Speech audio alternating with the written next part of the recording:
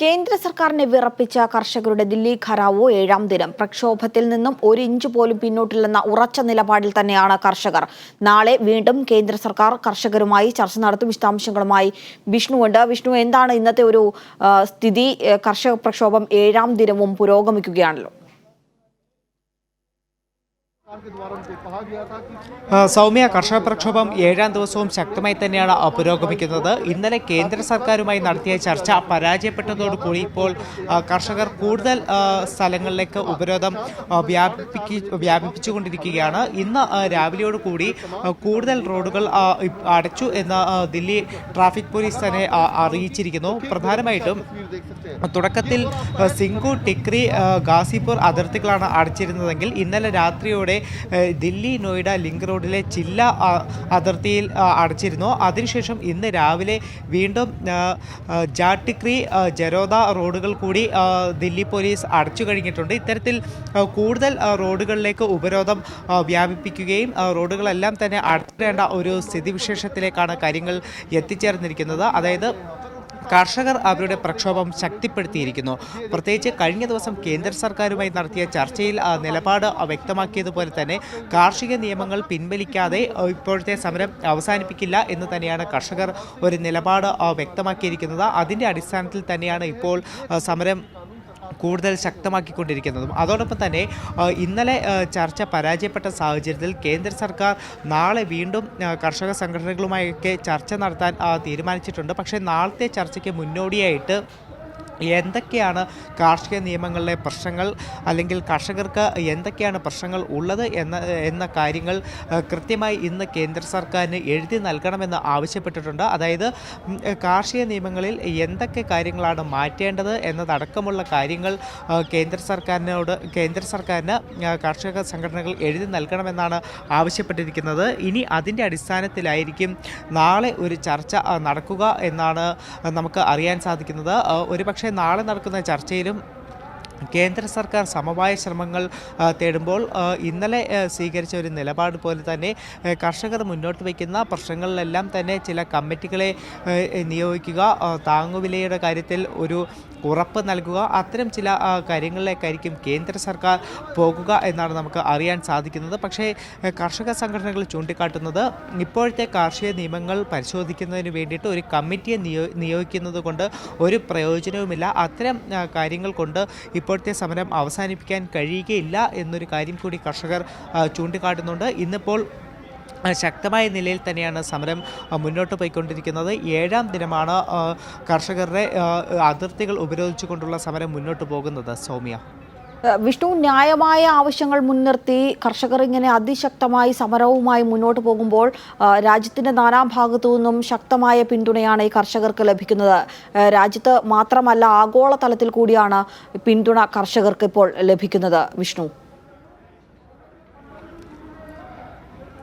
തീർച്ചയായിട്ടും സൗമ്യ, അതിർത്തികൾ ഉപരോധിച്ചുകൊണ്ടുള്ള കർഷകരുടെ പ്രക്ഷോഭത്തിന് അതിശക്തമായിട്ടുള്ള പിന്തുണ തന്നെയാണ് മറ്റ് സംസ്ഥാനങ്ങളിൽ നിന്നെല്ലാം തന്നെ ലഭിച്ചുകൊണ്ടിരിക്കുന്നത്. പ്രത്യേകിച്ച് ഇന്നലെ അഹമ്മദാബാദിൽ SFIയുടെയും DYFIയുടെയൊക്കെ റാലികൾ നടത്തിയിരുന്നു. ആ റാലികൾ നടത്തിയതിൻ്റെ പേരിൽ SFI നേതാക്കളെയൊക്കെ അറസ്റ്റ് ചെയ്യുന്ന ഒരു നടപടിയിലേക്കും പോലീസ് കടക്കുകയുണ്ടായി. അത് ഇന്നലെ വൈകിട്ടോടു കൂടിയായിരുന്നു. ഇതേ രീതിയിൽ തന്നെ ഹരിയാനയിൽ ശക്തമായിട്ടുള്ള പ്രക്ഷോഭങ്ങൾ നടക്കുന്നുണ്ട്. ഹരിയാനയിൽ അവിടുത്തെ മന്ത്രിമാർക്കെതിരെയൊക്കെ കരിങ്കൊടി കാണിക്കുന്ന സമീപനമൊക്കെ ഉണ്ടാകുന്നുണ്ട്. ഇത്തരത്തിൽ രാജ്യമെമ്പാടും പ്രക്ഷോഭം ശക്തമാകുന്നതിനിടയിൽ BJPക്ക് കൂടുതൽ ഒരു പ്രതിസന്ധി സൃഷ്ടിക്കുന്നത് അവരുടെ ചില ഘടകകക്ഷികൾ തന്നെയാണ്. പ്രത്യേകിച്ച് കഴിഞ്ഞ ദിവസം ഹരിയാനയിൽ അവർക്കുള്ള ഒരു സ്വതന്ത്ര MLA സോംബീർ അവരുടെ NDA സർക്കാരിനുള്ള അല്ലെങ്കിൽ ഖട്ടർ സർക്കാരിനുള്ള ഒരു പിന്തുണ പിൻവലിച്ചിരുന്നു. ഇതിനു പുറമെ JJPയുടെ ഭാഗത്തു നിന്നും അതിശക്തമായിട്ടുള്ള ഒരു പ്രഷർ ഇപ്പോൾ BJPക്ക് മുകളിൽ വരുന്നുണ്ട്. JJP ഉൾപ്പെടെയുള്ള പാർട്ടികൾ, അതായത് ദുഷ്യന്ത് ചൗട്ടാല BJPയോട് ആവശ്യപ്പെടുന്നത് കാർഷിക നിയമങ്ങൾ പുനഃപരിശോധിക്കണം, ഇല്ലെങ്കിൽ അത് ഇപ്പോൾ തന്നെ വലിയ പ്രശ്നങ്ങൾ ഉണ്ടാക്കിയിട്ടുണ്ട്. പ്രത്യേകിച്ച് ഹരിയാനയിൽ കർഷകർ വോട്ട് ബാങ്കാണ് ദുഷ്യന്ത് ചൗട്ടാലയ്ക്കുള്ളത്. അതുകൊണ്ട് തന്നെയാണ് ദുഷ്യന്ത് ചൗട്ടാലയുടെ ഭാഗത്തുനിന്നും ഇത്തരത്തിൽ കാർഷിക നിയമങ്ങൾ പിൻവലിക്കണമെന്ന ഒരു സമ്മർദ്ദം കേന്ദ്ര സർക്കാരിന് മുകളിൽ ഉണ്ടാകുന്നത്. ഇതിന് പുറമെ മറ്റ് ചില സഖ്യകക്ഷികൾ അതെന്ന് പറയുമ്പോൾ RLP എന്ന് പറയുന്ന പാർട്ടിയുണ്ട്, രാഷ്ട്രീയ ലോക് താന്ത്രിക് പാർട്ടി. അവർ ഇത്തരത്തിൽ കാർഷിക നിയമങ്ങൾ പിൻവലിച്ചില്ലെങ്കിൽ മുന്നണി വിടുമെന്ന ഭീഷണി മുഴക്കുന്നുണ്ട്. അത് രാഷ്ട്രീയ ലോക് താന്ത്രിക് പാർട്ടി പറയുന്നത് അമിത്ഷാ നേരിട്ട് ഇടപെട്ടുകൊണ്ട് പ്രശ്നം പരിഹരിക്കണം, അതോടൊപ്പം തന്നെ കർഷക പ്രശ്നങ്ങൾ കേൾക്കാൻ കേന്ദ്ര സർക്കാർ തയ്യാറാകണം എന്ന ഒരു കാര്യം തന്നെയാണ് രാഷ്ട്രീയ ലോക് താന്ത്രിക് പാർട്ടി മുന്നോട്ട് വയ്ക്കുന്നത്. ഇതിന് തയ്യാറായില്ലെങ്കിൽ മുന്നണി വിടുമെന്ന ഒരു ഭീഷണിയും അവർ മുഴക്കുന്നുണ്ട്. ഇത്തരത്തിൽ സ്വന്തം ഘടകകക്ഷികളിൽ നിന്ന് പോലും വളരെ വലിയ സമ്മർദ്ദമാണ് ഇപ്പോൾ കാർഷിക നിയമങ്ങളെ ചൊല്ലി BJPക്ക് ഉണ്ടാക്കിക്കൊണ്ടിരിക്കുന്നത്. ഇതിൻ്റെയൊക്കെ അടിസ്ഥാനത്തിൽ തന്നെയാണ് ഇപ്പോൾ പല അടിയന്തര യോഗങ്ങളും, പ്രത്യേകിച്ച് അമിത്ഷായുടെ നേതൃത്വത്തിൽ തന്നെ അടിയന്തര യോഗങ്ങൾ ചേരുകയും രാജ്നാഥ് സിംഗിനെ പോലും ഒരു സമവായ ശ്രമത്തിന് വേണ്ടി മുന്നിട്ടിറക്കുകയും ചെയ്തിരിക്കുന്നത്. സൗമ്യ, വിഷ്ണു സൂചിപ്പിച്ചതുപോലെ ഇത്തരം അടിയന്തര യോഗങ്ങൾ നടക്കുന്നു. ഘടകകക്ഷികളിൽ നിന്ന് പോലും എതിർപ്പുകൾ വരുന്നുണ്ട് കേന്ദ്ര സർക്കാരിന്. കർഷകരാകട്ടെ അതിശക്തമായിട്ട് മുന്നോട്ട് പോവുകയുമാണ്, നിയമം പിൻവലിക്കാതെ പിന്നോട്ടില്ല എന്ന നിലപാടിലുമാണ്. ഇങ്ങനെയൊക്കെയുള്ള ഒരു സാഹചര്യത്തിൽ നാളത്തെ യോഗത്തിൽ കേന്ദ്ര സർക്കാർ മുട്ടുമടക്കാനുള്ള സാധ്യതയാണോ കാണുന്നത്, അതോ മറിച്ച് സംഭവിക്കാൻ ഉള്ള സാധ്യതകളാണോ?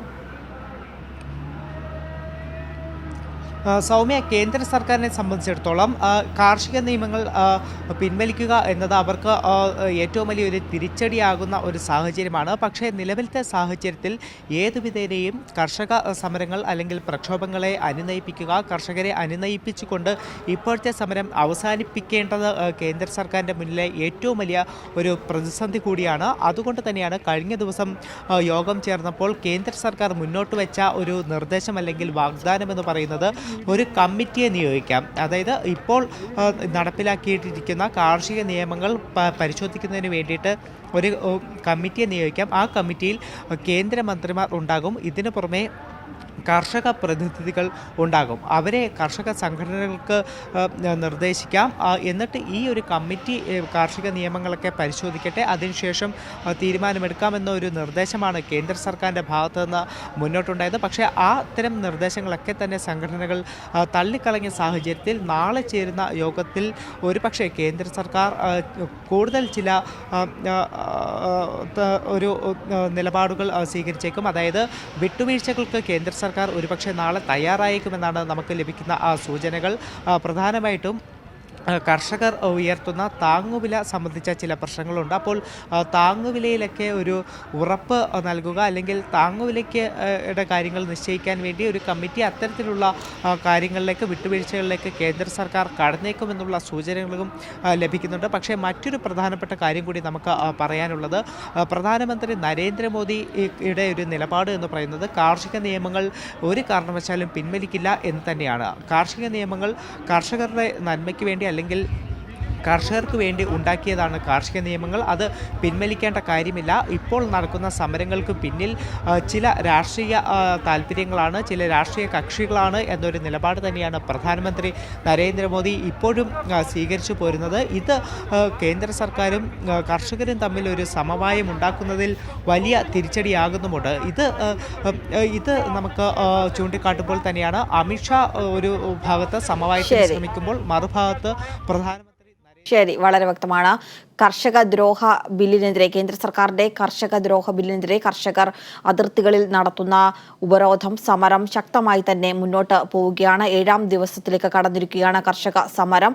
കാർഷിക നിയമങ്ങൾ പിൻവലിക്കാതെ പിന്നോട്ടില്ല എന്ന നിലപാടിൽ തന്നെയാണ് കർഷകർ. നാളെ കേന്ദ്ര സർക്കാർ വീണ്ടും കർഷകരുമായിട്ട് ചർച്ച നടത്തുന്നുമുണ്ട്. വിഷ്ണുവാണ് വിശദാംശങ്ങൾ നൽകിയത്.